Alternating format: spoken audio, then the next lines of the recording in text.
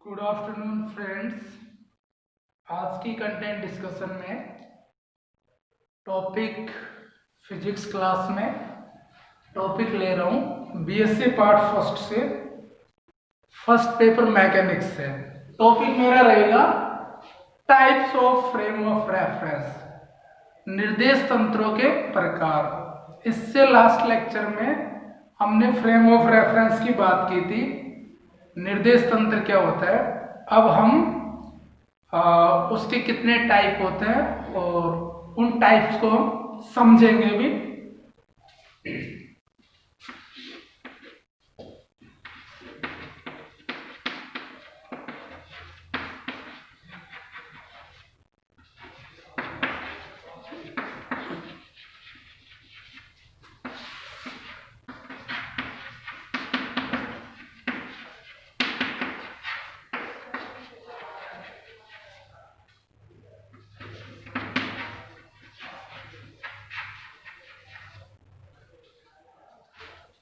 Frame of reference निर्देश तंत्र दो प्रकार के हमारे सिलेबस में।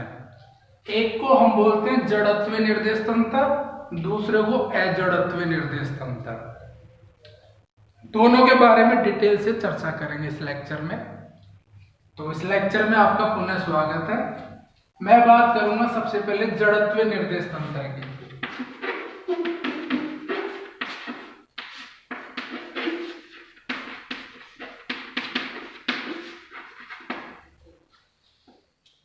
पहली बात तो आपको लास्ट क्लास में हमने बताया था कि निर्देश तंत्र क्या होता है। निर्देश तंत्र एक्चुअली ऐसा फ्रेम होता है जिसके सापेक्ष आप किसी भी कण की पोजीशन का पता कर सकते हैं, क्योंकि पोजीशन एक फंडामेंटल होता है किसी भी सिस्टम का। हमें पोजीशन पता हो जाए, हम सब चीजें डिफाइन कर लेते हैं उस सिस्टम की, उस कण की, उस बॉडी की। तो position is the fundamental element of any system, any particle, any body. अब उस निर्देश तंत्र में भी मुझे जड़त्व की बात करनी है। पहले तो मैं जड़त्व क्या होता है, जड़त्व का क्या मतलब है। जड़त्व पदार्थ का गुण है। ये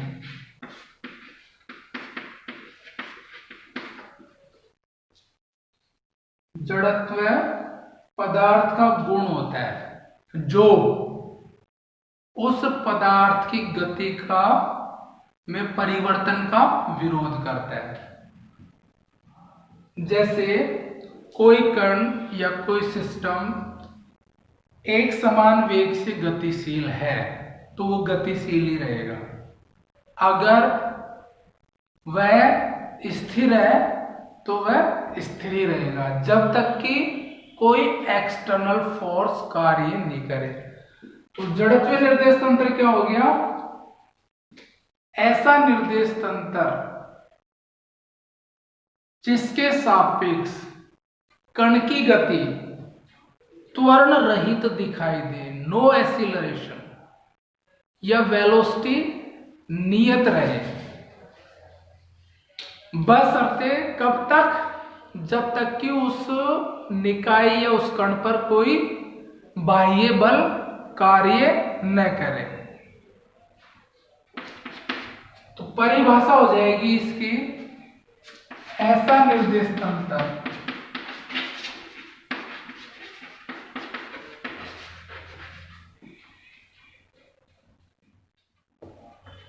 जिसके सापेक्ष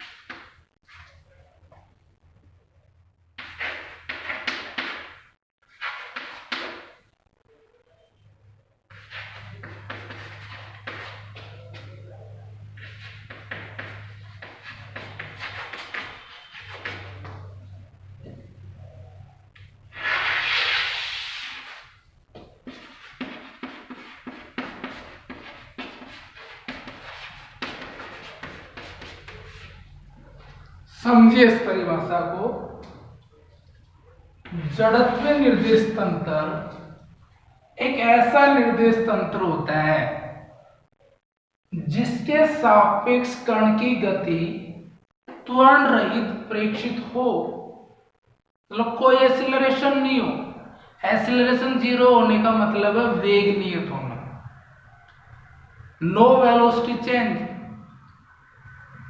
कब तक रहेगी उसकी गति त्वरण रहित? जब तक कि कण पर कोई बाह्य बल आरोपित न हो, मतलब एक्सटर्नल फोर्स की अनुपस्थिति में कण की गति यदि त्वरण रहित प्रेक्षित हो तो जिस निर्देश तंत्र में यह घटना हो उस निर्देश तंत्र को हम कहते हैं जड़त्वीय निर्देश तंत्र। तो महत्वपूर्ण बात यही है कि जड़त्वीय निर्देश तंत्र का मतलब है जड़त्व, मतलब परिवर्तन में विरोध है, परिवर्तन में प्रतिरोध है। स्थिर है तो स्थिर रहे, गतिशील है तो गतिशील रहे उसी वेग से, जब तक कि कोई एक्सटर्नल फोर्स कार्य न करे। और जिस निर्देश तंत्र में कण की इस तरह की गति ऑब्जर्व हो तो ऐसे निर्देश तंत्र को जड़त्वीय निर्देश तंत्र कहते हैं। जैसे यदि कोई कार स्थिर है तो स्थिर ही रहेगी जब तक कि कोई ड्राइवर उसको चलाए नहीं। ड्राइवर का मतलब है वो ही उसको एक्सटर्नल फोर्स देगा।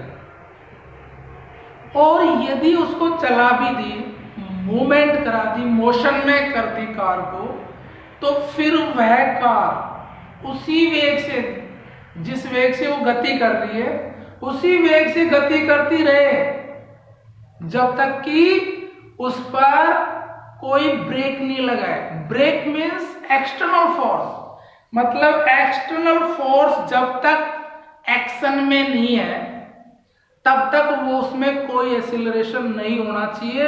और ये घटना जिस निर्देश तंत्र के सापेक्ष हो रही है कण के लिए, उस निर्देश तंत्र को हम क्या कहते हैं? जड़त्वीय निर्देश तंत्र। मैथमेटिक्स समझते हैं इसके।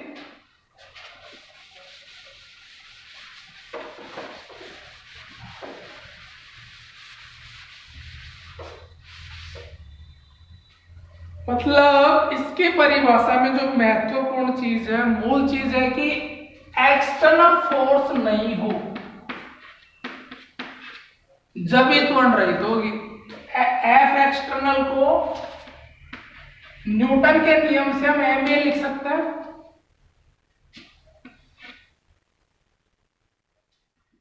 तो एम तो क्या है? पदार्थ का गुण होता है।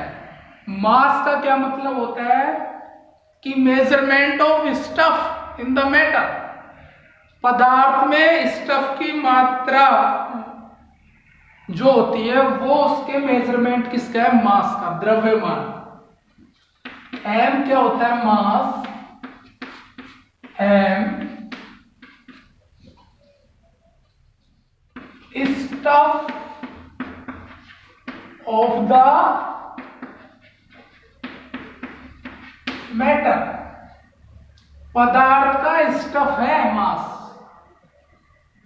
तो वो तो जीरो हो नहीं सकता जब आप कण कह रहे हो, निकाय कह रहे हो, पदार्थ कह रहे हो।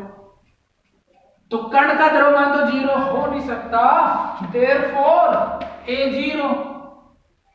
ए जीरो का मतलब चेंज इन वेलोसिटी को त्वरण कहते हैं। Change in velocity is defined by acceleration. It means यदि किसी का अवकलन जीरो हो जाए तो इसका मतलब वो फिजिकल क्वांटिटी नियत है, कांस्टेंट। तो v इज इक्वल टू नियत। तो मतलब वेग नियत रहे कण का, अगर वो गतिशील है तो, स्थिर है तो फिर जीरो रहे जब तक कि कोई एक्सटर्नल फोर्स कार्य नहीं करे। एक बात और, जड़त्व निर्देश तंत्र में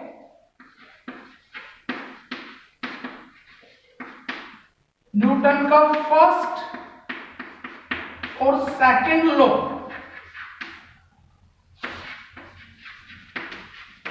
वैलिड रहता है। न्यूटन का फर्स्ट और second law inertial frame of reference में, जड़त्व निर्देश तंत्र में दोनों वैध रहते हैं। अब मैं बात करूंगा अजड़त्व निर्देश तंत्र।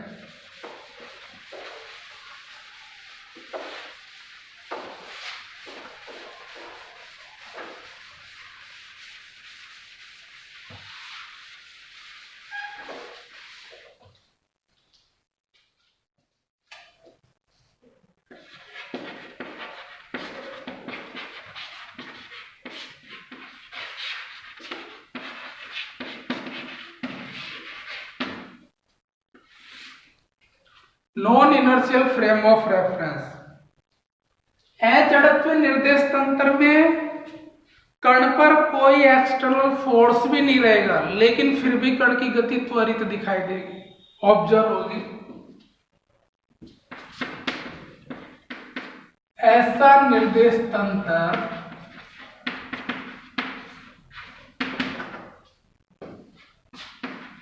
जिसमें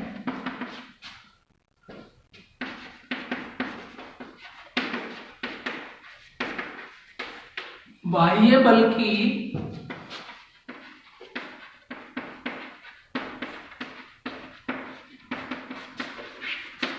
अनुपस्थिति में भी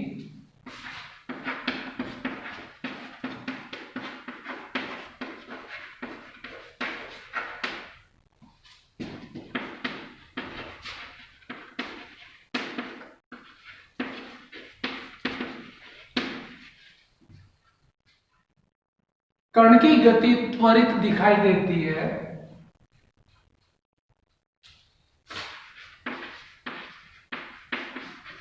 यह प्रेक्षित होती है, अजड़त्व निर्देश तंत्र कहलाता है।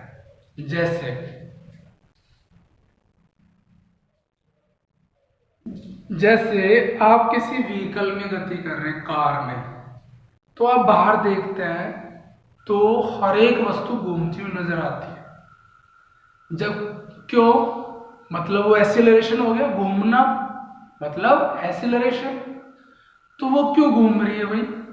जबकि उन वस्तु पर, पेड़ पौधों पर कोई एक्सटर्नल फोर्स थोड़ी कार्य कर रहा है, लेकिन फिर भी वो घूमती हुई नजर आ रही है। कैसा फ्रेम हो गया? नॉन इनर्शियल, कोई एक्सटर्नल फोर्स नहीं है, फिर भी कण की गति त्वरित, मोशन होगी मतलब एक्सीलरेशन हो गया।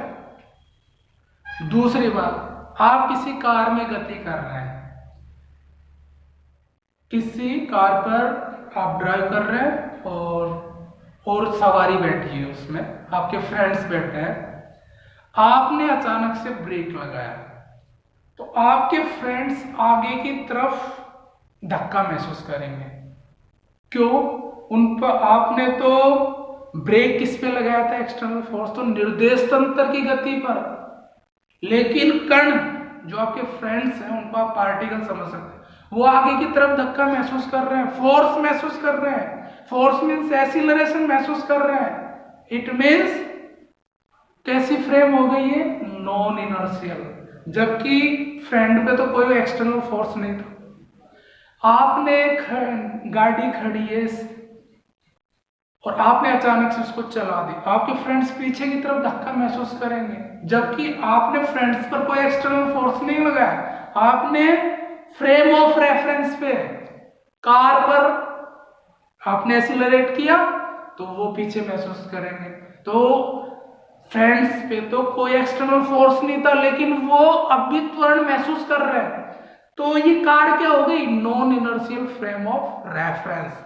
आपने मैरी गो राउंड में बच्चों को झूला खाते हुए देखा हो, तो उस मैरी गो राउंड घूमता है, बच्चे पे एक्सटर्नल फोर्स नहीं लगाता।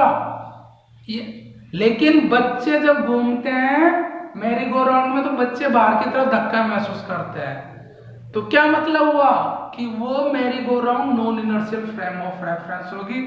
तो आई होप ये कॉन्सेप्ट आपको बहुत बड़ी एक समझ विकसित करने में हेल्प करेगा। Thank you for discussion.